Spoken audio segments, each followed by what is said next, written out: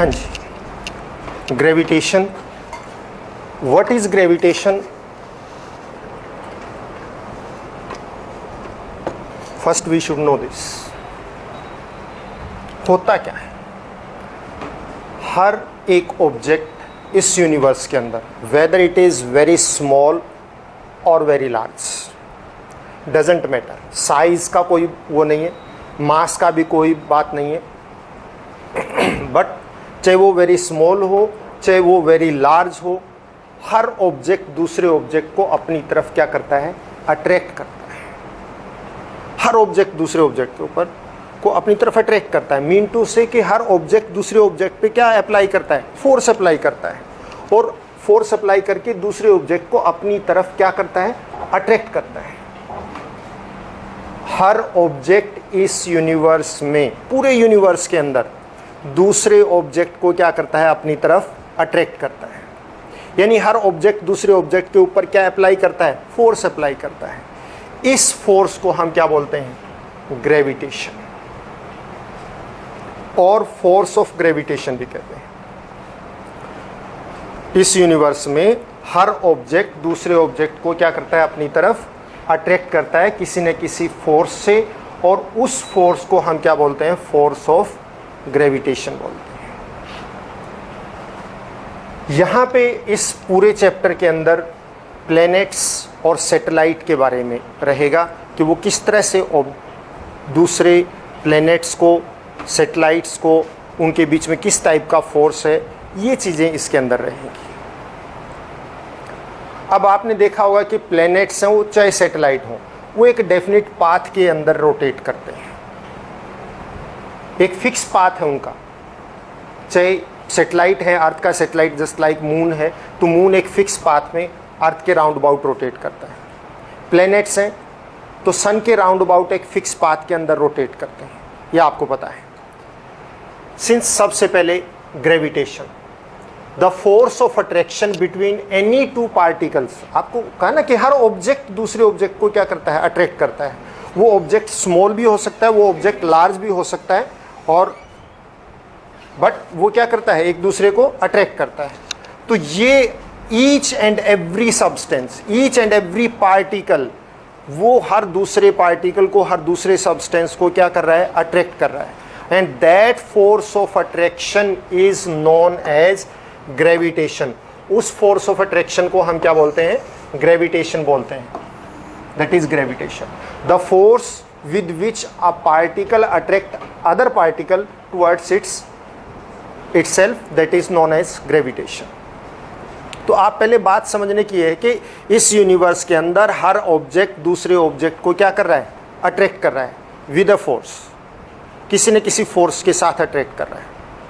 वो force large हो सकता है, स्मॉल हो सकता है, फील हो सकता है, हमें नहीं भी फील होता है. जस्ट लाइक अगर हर ऑब्जेक्ट दूसरे ऑब्जेक्ट को अट्रैक्ट कर रहा है तो हम भी एक दूसरे को अट्रैक्ट कर रहे हैं. ये वॉल भी हमें अट्रैक्ट कर रही है, हर ऑब्जेक्ट हमें अट्रैक्ट कर रहा है, but we are not feeling that. हमें वो फील नहीं होता. बट अर्थ हमें अट्रैक्ट कर रही है, ये फील होता है. इस चीज़ को हम ऑब्जर्व भी करते हैं कि किसी भी ऑब्जेक्ट को आप छोड़ दीजिए, हमने एक ऑब्जेक्ट लिया और उस ऑब्जेक्ट को जैसे ही छोड़ा, दैट फॉल डाउन. क्यों? Why it fall down? Because अर्थ इसको क्या कर रही है? अट्रैक्ट कर रही है. ये यहीं की यहीं क्यों नहीं अटका? नीचे क्यों गिरा? क्योंकि अर्थ इसको क्या कर रही है? अट्रैक्ट कर रही है. वो फोर्स फील होता है, पता है, हमें लगता है. हम भी ऊपर जंप करते हैं तो नीचे आके गिरते हैं, ये फील होता है.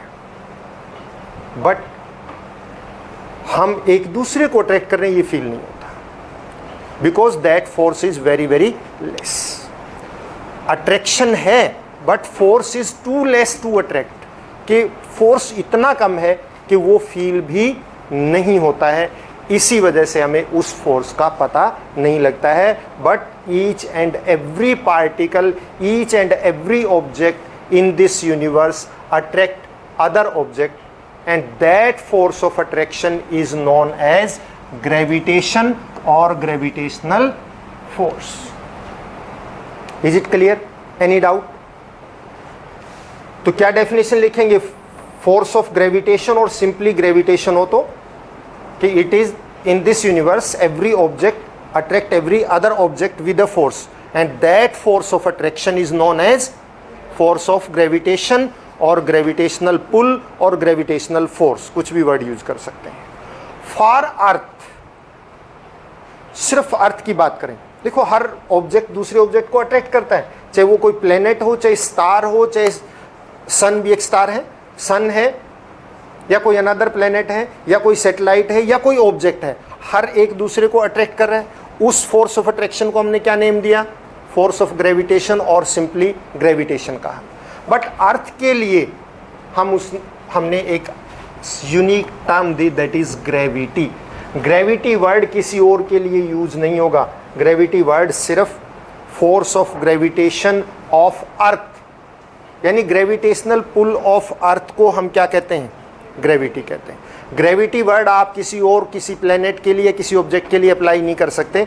ग्रेविटी आ गया तो इटसेल्फ है, it is force of gravitation और ग्रेविटेशनल पुल ऑफ अर्थ। अर्थ के ग्रेविटेशनल पुल को हम क्या कहते हैं? ग्रेविटी बोलते हैं। अर्थ के ग्रेविटेशनल पुल को हम क्या कहते हैं? ग्रेविटी के बोलते हैं।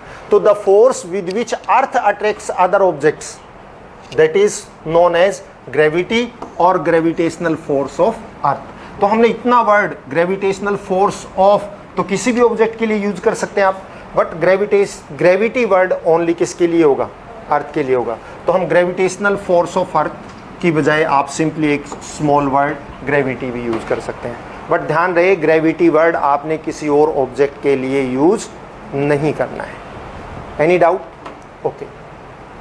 अब सबसे पहले बात है कि जब कोई ऑब्जेक्ट किसी दूसरे ऑब्जेक्ट को अट्रैक्ट करता है, तो आपने देखा होगा कि हर ऑब्जेक्ट जब अट्रैक्शन कर रहा है, हम प्लैनेट्स की बात कर लें, हम सैटेलाइट की बात करें, तो वो क्या करते हैं?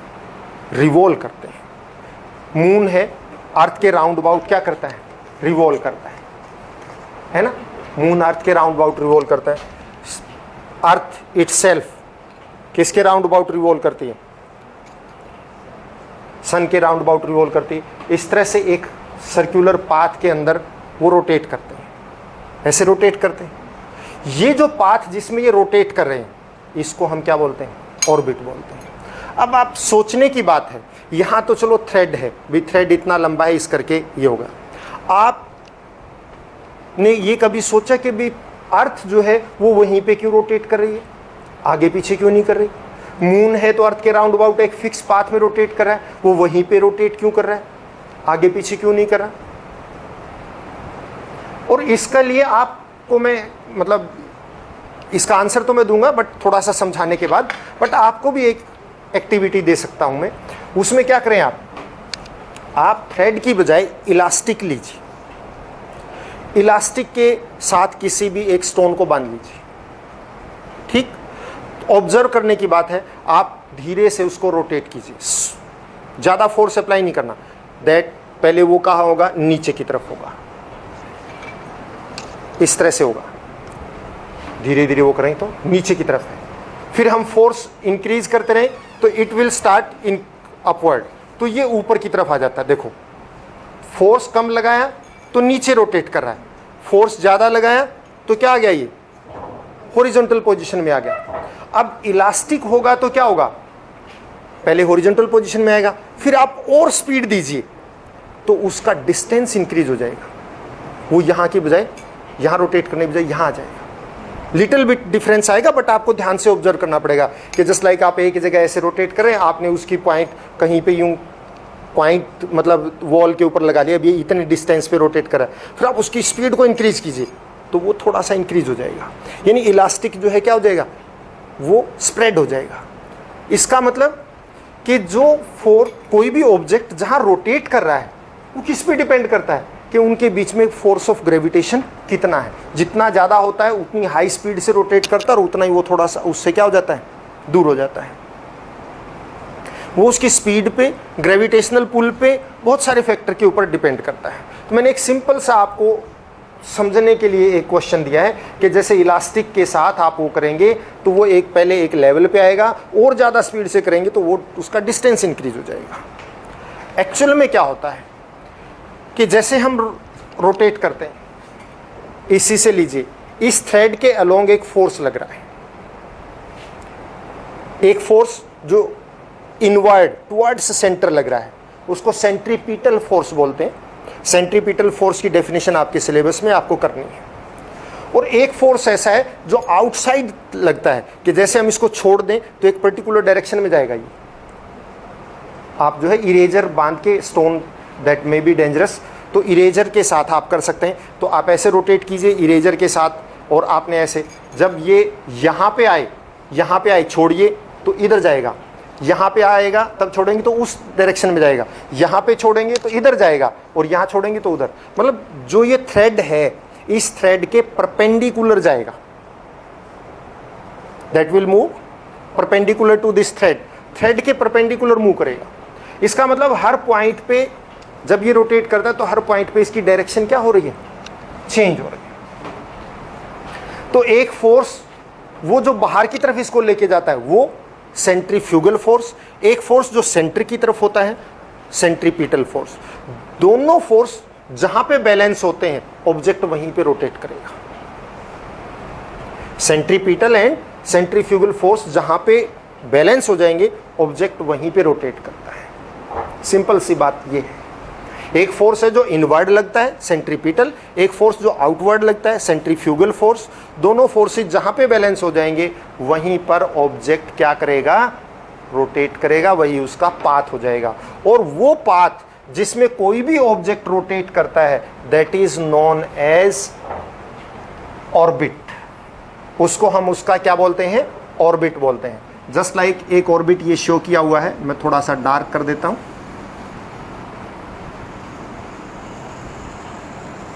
एक प्लेनेट का ये ऑर्बिट है।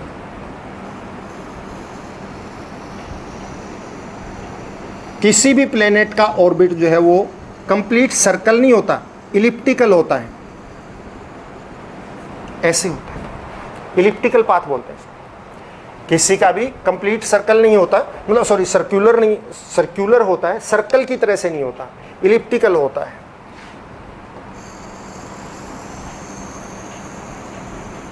It is just to balance each other. Balancing की वजह से ऐसा होता है कि इन किसी भी ऑब्जेक्ट का जो पाथ है वो क्या होगा, इलिप्टिकल पाथ होता है। ये टू पाथ्स, इन पाथ को, ये टू डिफरेंट प्लेनेट के पाथ हैं। प्लेनेट 1 का पाथ ये लगा लिया, प्लेनेट 2 का, ये टू पाथ शो किए हुए हैं। तो इनको, इन पाथ को हम क्या बोलते हैं, ऑर्बिट।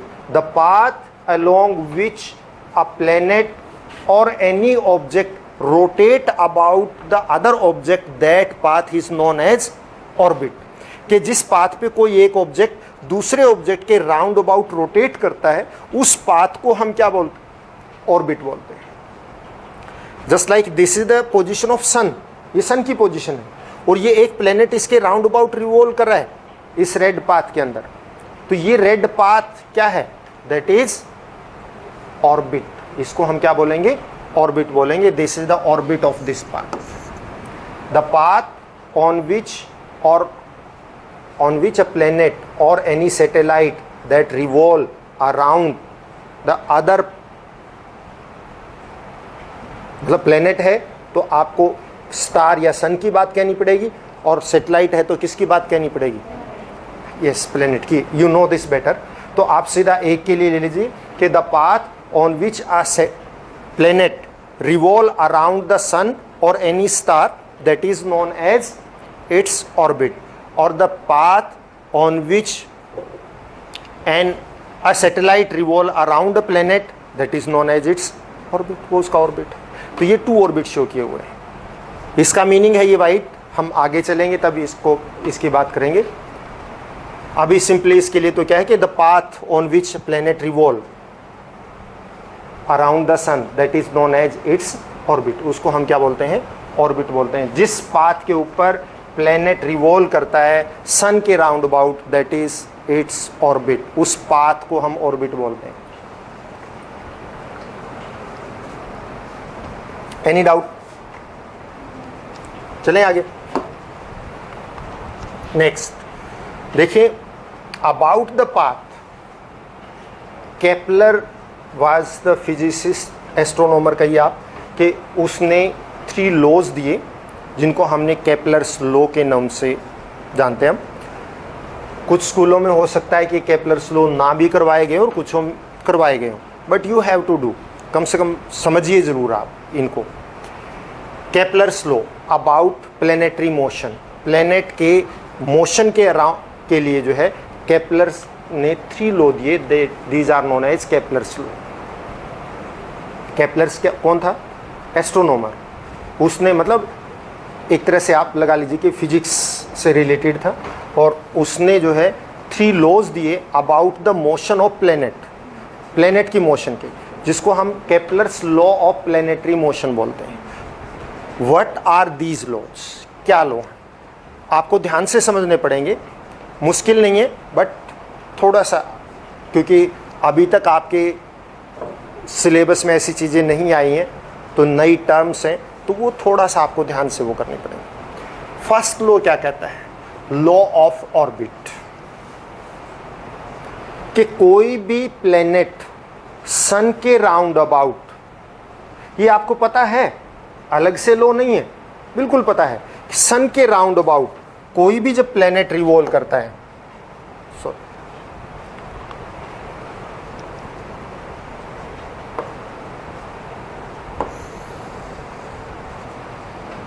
सन के राउंड अबाउट जब भी कोई प्लेनेट रिवॉल्व करता है, तो वो उस प्लेनेट का जो पाथ होता है, अभी मैंने आपको बताया है किस टाइप का होता है बेटा,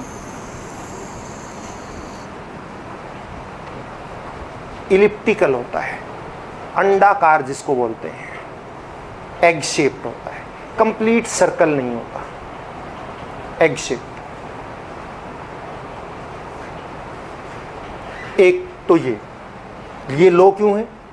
क्योंकि सारे प्लेनेट इसी तरह से रिवॉल्व करते हैं, तो सभी जो फॉलो करेंगे उसी, वही तो लो होता है। आपने उसमें क्या बोलते हैं, पॉलिटिकल साइंस में हो सकता है आपका एक इस तरह का हो, how to make the low, low किसको बोलते हैं पता है ना, जो सारे फॉलो करेंगे वही लो होता है। All the planet around the sun they revolve in elliptical path, कि वो इलिप्टिकल पाथ में रिवॉल्व करते हैं, उनका पाथ इलिप्टिकल होता है। क्यों होता है? एक्चुअल में क्या है कि इसके 2 फोकस होते हैं, एक फोकस ये रहा, सन की एक पोजीशन ये रही, और एक फोकस ये रहा। फोकस क्या चीज होती है?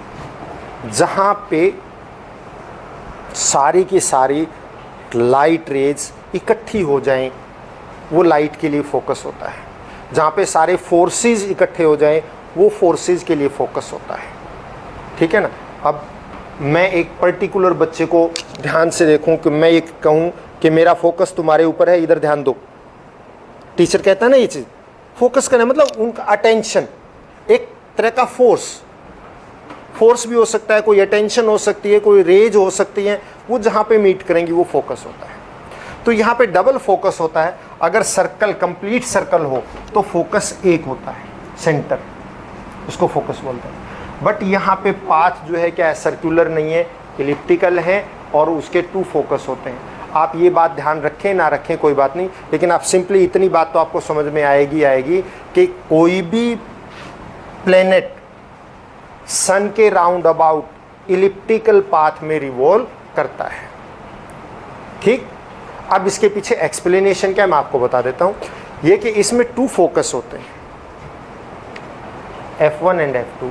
एक फोकस पर सन होता है, सन एक फोकस पे होता है, और जो प्लेनेट रिवॉल्व करता है वो जिस तरह से इस फोकस के राउंड अबाउट रिवॉल्व करता है, उसी तरह से उस फोकस के ऊपर से रिवॉल्व करेगा।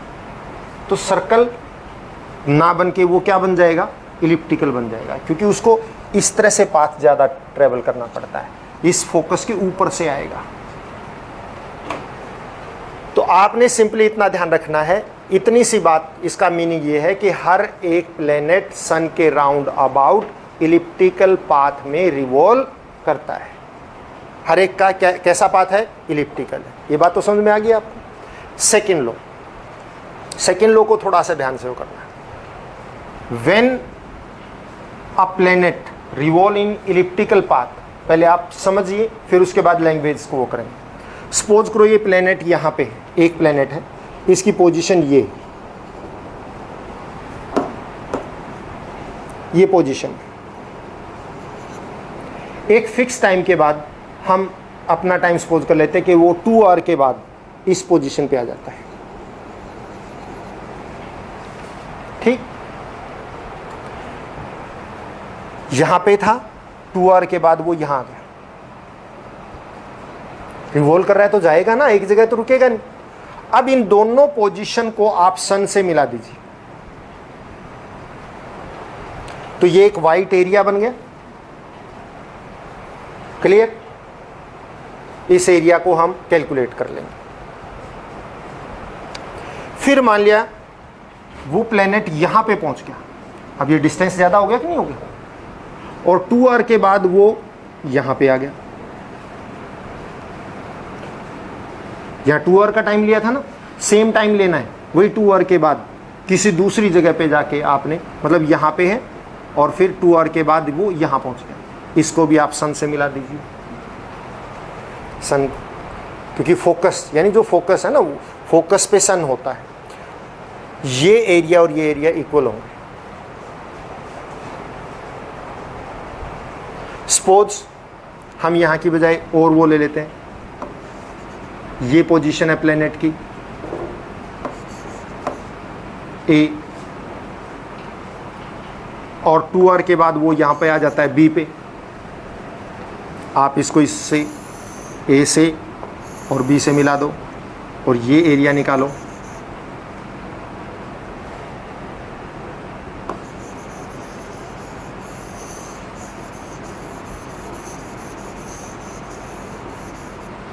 ये एरिया भी सेम होगा।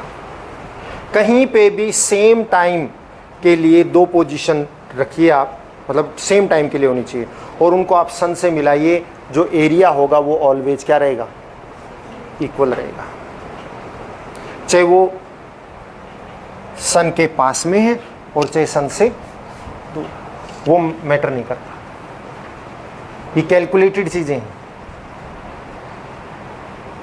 समझ में आई ना बात आपको? जो लैंग्वेज बाद में वो करना। सपोज मैं फिर वो कर लेता हूँ, मान लिया कि एक पोजीशन ये है, सपोज बी, यहाँ पे सन है, हमने 2 आवर का ले रखा है। 2 आवर के बाद सन, या मान लिया ऑब्जेक्ट यहाँ पे आ गया, फिर प्लेनेट जो है, एक प्लेनेट यहाँ था, 2 आवर के बाद वो यहाँ आ गया सी पे, तो ये जो एरिया आएगा 2 आवर में, that is equal to this this this, ये चारों एरिया इक्वल होंगे। टाइम एक जैसा होना चाहिए, सेम टाइम में सेम एरिया स्वेप्ट करता है। Any doubt? तो अब आप लैंग्वेज पे आ जाइए, अब आपको लैंग्वेज भी समझ में आ जाएगी। The line joining the sun and the planet sweeps out equal area in equal intervals of time. आप सिंपली कह सकते हैं कि in equal interval of time a planet sweeps equal area in equal time. Equal time में equal area sweep करता है कौन? Planet around the sun. ठीक है ना? अब थर्ड लॉ को समझने के लिए आपके पास क्या होना चाहिए? थोड़ी सी एक बात आपको पता होना चाहिए कि एक कंप्लीट रिवॉल्यूशन को पूरा करने में जो टाइम लगता है उसको हम बोलते हैं टाइम पीरियड। क्या कहते हैं उसको? Time period. The time taken to complete one revolution. एक रिवॉल्यूशन कंप्लीट करने में कोई भी प्लेनेट जितना टाइम लेता है वो उसका टाइम पीरियड। अर्थ का अलग है, आपको पता है, जुपिटर का अलग है, मार्स का अलग है, सबका डिफरेंट डिफरेंट है। सेम टाइम में तो कोई वो नहीं करते ना, डिफरेंट डिफरेंट टाइम में करते हैं, तो सबका अपना अलग अलग है। तो इसको जो टाइम लेता है वन कंप्लीट रेवोल्यूशन कंप्लीट करने में जो टाइम लगता है that is time period and it is denoted by T. उसको किससे डिनोट करते हैं? टी से। ठीक। अब आप एक चीज और देखिए, इस तरह से पाथ के अंदर जब प्लेनेट रिवॉल्व करता है और सन सेंटर में नहीं है, पता है आपको, टू फोकस है, एक साइड में है सन। जब भी कोई भी प्लेनेट रिवॉल्व करता है एक बार सन के बिल्कुल क्लोज आता है, एक बार दूर जाता है, एक बार क्लोज आता है, दूर जाता है। रिवॉल्यूशन में ऐसे होता है। अब ये जो है इसकी ये लॉन्ग एक्सिस बनेगी, ये जो लॉन्ग मेजर एक्सिस, और ये जो है छोटी क्या है, स्मॉल एक्सिस, माइनर एक्सिस बोलते हैं। यहाँ पे देखिए शो, ये सन की पोजीशन है, ये लॉन्ग वाली मेजर एक्सिस, और ये कौन सी, माइनर एक्सिस। जब कोई इलिप्टिकल पाथ है, देखिए बेटा इलिप्टिकल है, तो इसको एक तो ये होगा, ये तो मेजर एक्सिस बोलेंगे, और एक स्मॉल वाला डायमीटर होगा, उसको माइनर एक्सिस कहेंगे। लॉन्ग वाली को क्या कहेंगे, मेजर, स्मॉल वाली को minor axis. Semi major axis आधी, मेजर एक्सिस का आधा क्या होगा, सेमी मेजर एक्सिस। और इस सेमी मेजर एक्सिस के रेडियस को हम क्या कहते हैं, आर। ठीक है, सेमी मेजर एक्सिस के रेडियस को क्या कहेंगे, आर। हमने यहाँ सेमी मेजर एक्सिस लेना है। तो यहाँ पर क्या है, थर्ड लॉ क्या है, लॉ ऑफ पीरियड बोलते हैं इसको। ये फर्स्ट लॉ है, ये सेकंड लॉ है, और ये थर्ड लॉ है, law of periods. The square of time taken by the planet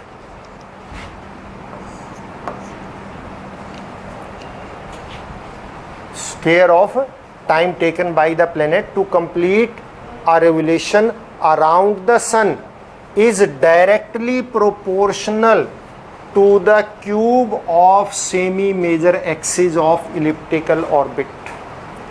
इसने कहा कि जितने टाइम में एक प्लेनेट सन के राउंड अबाउट रिवॉल्व करता है, इस टाइम का स्क्वायर डायरेक्टली प्रोपोर्शनल, ये वर्ड सुना आपने, डायरेक्टली प्रोपोर्शनल होता है कि एक क्वांटिटी इंक्रीज हो तो दूसरी क्वांटिटी भी क्या होगी, उसी रेशियो में इंक्रीज होगी, उतनी इंक्रीज नहीं होगी, उसी रेशियो में। मतलब एक डबल होगी तो दूसरी भी डबल हो जाएगी, एक ट्रिपल होगी तो दूसरी भी ट्रिपल हो जाएगी, सेम रेशियो में इंक्रीज होगी, ये रेशियो होती है। ठीक है ना, मान लिया कि एक क्वांटिटी ओनली 1.5 है, उसका डबल तो 3 होगा, यानी 1.5 इंक्रीज हुआ।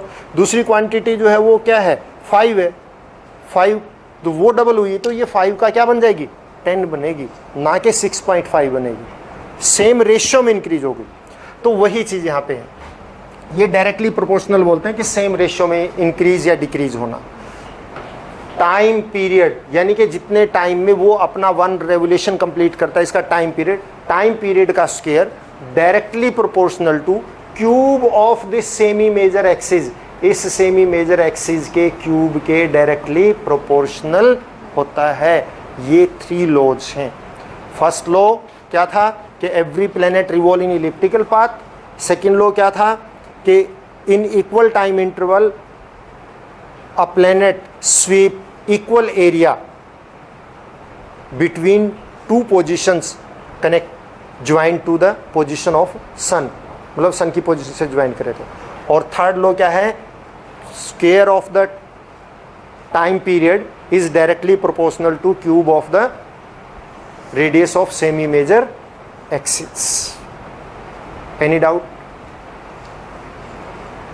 Next, universal law of gravitation और न्यूटन्स लॉ ऑफ ग्रेविटेशन, बहुत ही इंपॉर्टेंट लॉ है, आप ध्यान रखिएगा। हमने सबसे पहले बात की थी कि ग्रेविटेशन क्या होता है। ग्रेविटेशन का मतलब या ग्रेविटेशनल पुल का मीनिंग क्या होता है कि हर ऑब्जेक्ट दूसरे ऑब्जेक्ट को क्या करता है, अट्रैक्ट करता है। न्यूटन ने ये लॉ दिया कि जब एक ऑब्जेक्ट दूसरे ऑब्जेक्ट को अट्रैक्ट कर रहा है तो वो किस फोर्स से अट्रैक्ट कर रहा है और वो फोर्स किस किस चीज़ पे डिपेंड करता है, उसके लिए उन्होंने, और how to calculate that force, कि उस फोर्स को कैसे कैलकुलेट किया जाए, वो फोर्स किन किन पे डिपेंड करता है, ये रिलेशन जो है न्यूटन ने दिया, उसको हमने नेम दिया Newton's law of gravitation. Newton's law of gravitation क्या कहता है कि देखो ये बात हमें पता है, ग्रेविटेशन का मतलब कि हर ऑब्जेक्ट दूसरे ऑब्जेक्ट को क्या करता है, अट्रैक्ट करता है किसी न किसी फोर्स से, और जिस फोर्स से अट्रैक्ट करता है उस फोर्स को हम क्या बोलते हैं, फोर्स ऑफ ग्रेविटेशन बोलते हैं। तो वो फोर्स ऑफ अट्रैक्शन को कैसे कैलकुलेट किया जाए, हाउ मच इट इज, वो कितना है, इस चीज़ के लिए न्यूटन्स लॉ ऑफ ग्रेविटेशन आया। मैं आपको इसको कैलकुलेट करके बताता हूँ, जो पीछे था मैं वही कैलकुलेट कर देता हूँ ताकि आपको समझ में आए, क्योंकि सिर्फ उससे नहीं आएगा देखने से। यहाँ पे देखिए आप, universal law of gravitation law क्या कहता है, इन this universe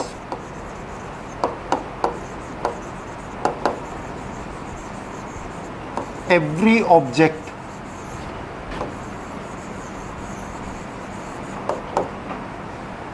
attracts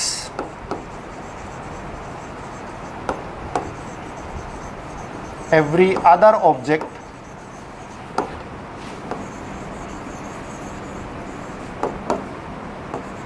with a force, कि हर ऑब्जेक्ट दूसरे ऑब्जेक्ट को किसी न किसी फोर्स से क्या करता है, अट्रैक्ट करता है। This force is directly proportional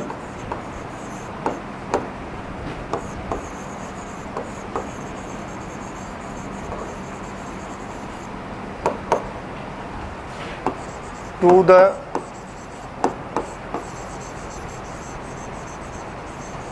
product of their masses. ये फोर्स उनकी मासेस के डायरेक्टली प्रोपोर्शनल, प्रोडक्ट के डायरेक्टली प्रोपोर्शनल होता है, एंड इनवर्सली प्रोपोर्शनल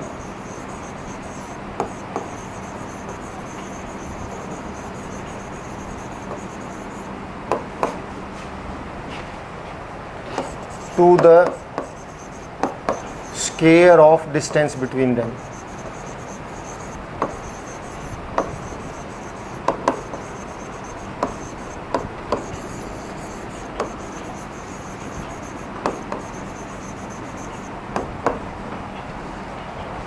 मतलब क्या है कि हर ऑब्जेक्ट दूसरे ऑब्जेक्ट को क्या करता है, अट्रैक्ट करता है किसी फोर्स से। That force directly proportional to product of their masses, उनके मासेज के प्रोडक्ट के डायरेक्टली प्रोपोर्शनल होता है। मतलब जितना ज़्यादा मास होगा फोर्स ऑफ अट्रैक्शन भी उतना ही ज़्यादा होगा। And inversely proportional to square of distance between them, उनके सेंटर के बीच में जितना डिस्टेंस है उस डिस्टेंस के स्क्वायर के इनवर्सली प्रोपोर्शनल होता है। इनवर्स का मतलब अपोजिट, उल्टा। मास ज़्यादा होगा, डायरेक्टली प्रोपोर्शनल है, तो मास ज़्यादा होगा तो फोर्स ऑफ अट्रैक्शन भी क्या होगा, ज़्यादा होगा। बट डिस्टेंस ज़्यादा होगा तो फोर्स ऑफ अट्रैक्शन क्या हो जाएगा, डिक्रीज हो जाएगा। ध्यान रखना, हमेशा किसी भी टाइप का फोर्स हो, कोई भी टाइप का फोर्स हो, any type of force, distance increase होने के साथ डिक्रीज हो जाता है। जैसे जैसे डिस्टेंस इंक्रीज होगा फोर्स ऑफ अट्रैक्शन ऑलवेज क्या होता है, डिक्रीज होता है। अब आप देखिए, let two objects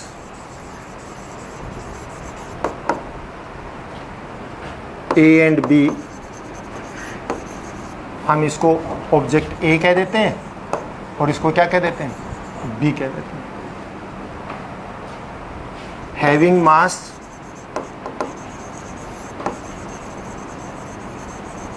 is m1 and m2, दो ऑब्जेक्ट है, इनका मास क्या है, m1 and m2, kept at a distance of r, r distance पे।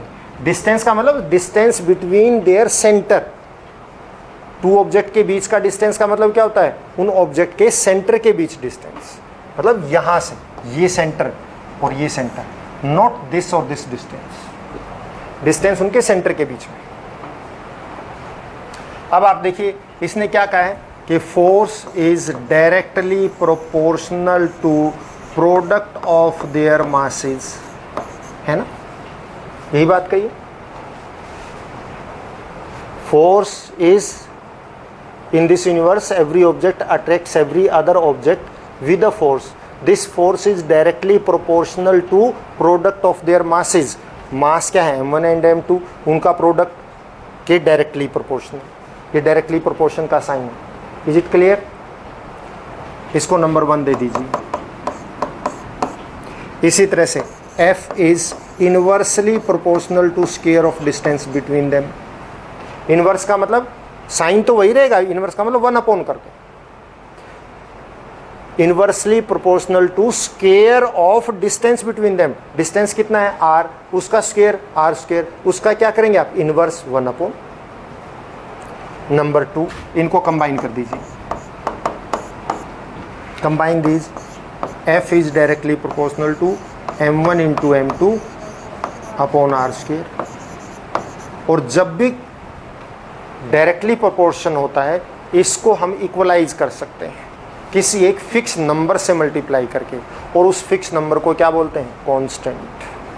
हर जगह अलग अलग होता है। सपोज आप मिल्क लेते हैं, दूध लेते हैं, 50 रुपीज़ पर लीटर। 1 लीटर कितने का, 50 का। 2 लीटर 100 का। 3 लीटर 150 का। तो आप देखिए ना, वही चीज़ यहाँ पे है, बिल्कुल एकदम। 1 लीटर का 1 लीटर इक्वल टू ₹50। 2 लीटर का मतलब ₹100। आप इस क्वांटिटी को एक नंबर से मल्टीप्लाई करो, ये उसके इक्वल हो जाएगी, और वो नंबर है 50, है ना। इस क्वांटिटी को आप एक नंबर से मल्टीप्लाई कीजिए ताकि वो उसके इक्वल हो जाए, वो नंबर क्या है, 50 है, और उस 50 को हम क्या बोलेंगे, कांस्टेंट। तो यहाँ पे भी कांस्टेंट है जो कैलकुलेटेड होते हैं साइंटिफिकली, ऐसे नहीं होते, साइंटिफिकली एक्सपेरिमेंट करके बहुत सारे, तब उनको कैलकुलेट करते हैं। तो here f is equal to g into m1 m2 upon r square, where g is, आप क्या कहेंगे, where g is a constant called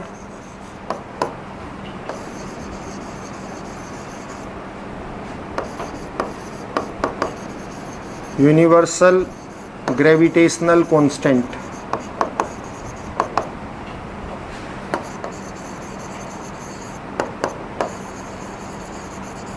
universal gravitational constant क्यों बोलते हैं, क्योंकि पूरे यूनिवर्स में इसकी वैल्यू सेम रहती है, इस करके इसको हम यूनिवर्सल ग्रेविटेशनल कांस्टेंट बोलते हैं। That is universal gravitational constant. तो ये हमारा एक फॉर्मूला बन गया, F is equal to G into M1 into M2 upon R square. ये वो फोर्स है जिससे दो बॉडीज के बीच में, मतलब फोर्स ऑफ अट्रैक्शन जो लगता है। अब दिस G, इस G की अपनी वैल्यू, इस G की क्या है, वैल्यू है, and this value was given by Henry Cavendish. Henry Cavendish, इन्होंने इसकी वैल्यू दी थी ग्रेविटेशनल कांस्टेंट की। किसी को पता है इसकी value? 9. Yes, G, value of G is 6.673 into 10 raised to power -11 newton metre square per kilogram square. ये वैल्यू है इस G की, ये कैपिटल G है, जिसकी वैल्यू आप बता रहे हो वो स्मॉल g है, आगे आएगा वो 6.673 या 6.7 भी कह देते हैं, into 10 raised to power -11 newton metre square per kilogram square. This is the value of universal gravitational constant and it was given by Henry Cavendish. Is it clear? आप दोबारा देख लीजिए कि हर बॉडी दूसरी बॉडी को अट्रैक्ट करती है किसी न किसी फोर्स से। उस फोर्स, वो फोर्स उन बॉडी के मास के प्रोडक्ट के डायरेक्टली प्रोपोर्शनल होता है एंड उनके बीच के डिस्टेंस के स्क्वायर के इनवर्सली प्रोपोर्शनल होता है। हमने वही चीज़ यहाँ पे की, टू बॉडीज़ जिनका मास m1 एंड m2 है, फोर्स ऑफ अट्रैक्शन इनके प्रोडक्ट के डायरेक्टली प्रोपोर्शनल, इनके बीच डिस्टेंस r है तो उसके r के स्क्वायर के इनवर्सली प्रोपोर्शनल, दोनों को कंबाइन कर दिया। और जब भी डायरेक्टली प्रोपोर्शन होता है तो उसको इक्वल टू में कन्वर्ट करते हैं, और इक्वल टू में कन्वर्ट किया तो हम कांस्टेंट लगाते हैं, यानी किसी एक नंबर से मल्टीप्लाई करते हैं जिसकी वैल्यू फिक्स होती है। तो फिक्स होती है इसलिए उसको कांस्टेंट बोलते हैं। तो इसकी वैल्यू फिक्स है, that value is 6.673 into 10⁻⁻11 newton metre square per kilogram square. Unit भी ध्यान रखनी है आपको, वैल्यू भी ध्यान रखनी है, और who gave this, Henry Cavendish, इन्होंने इस वैल्यू को दिया था। Is it clear? आज के लिए इतना ही काफ़ी।